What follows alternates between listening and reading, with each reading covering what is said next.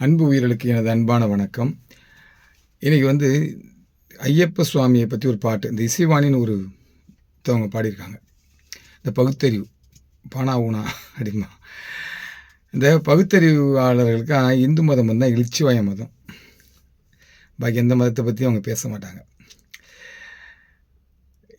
ஜேசுதாஸ் பாடின பாட்டு தான் இன்னும் ஐயப்பன் கோயிலில் அந்த அறிவராசனம்னு சொல்லிட்டு பாடிட்டு இருக்காங்க. அவர் யாருன்னு உங்களுக்கு தெரியும், சரிங்களா? இந்து மதம் சகிப்புத்தன்மை கொண்டது. குட்ட குனிய மாட்டாங்க. அதை பார்த்துங்க. மதம் பிடிக்காத ஒரே மதம் இந்து மதம். மதம்னா தெரியுமா? கோபம். யானைக்கு பிடிக்கும்போது கோபம் ஊரே அழிச்சிடும். அதேமாரி பிடிச்சிட்டுன்னா தாங்க மாட்டீங்க. சரி, இந்த பகுத்தறிவு பானா ஊனா அவங்களுக்கு கேட்குறேன்.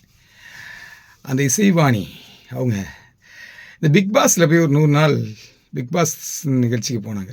அங்கே இந்த பகுத்தறிவு கற்றுக் கொடுத்தாங்களா?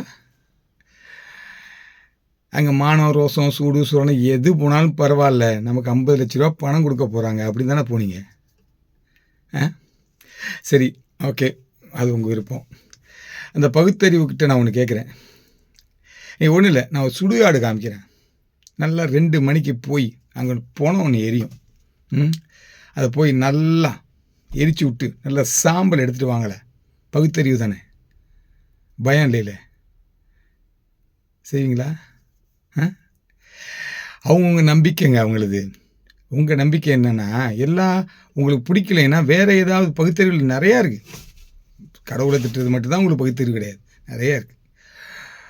ஒருத்தர் நம்பிக்கையே கெடுக்காதீங்க. நீங்கள் செய்த தவிர உணர்வீங்க, இல்லைன்னா உணர்த்தப்படுவீர்கள். நன்றி, வணக்கம்.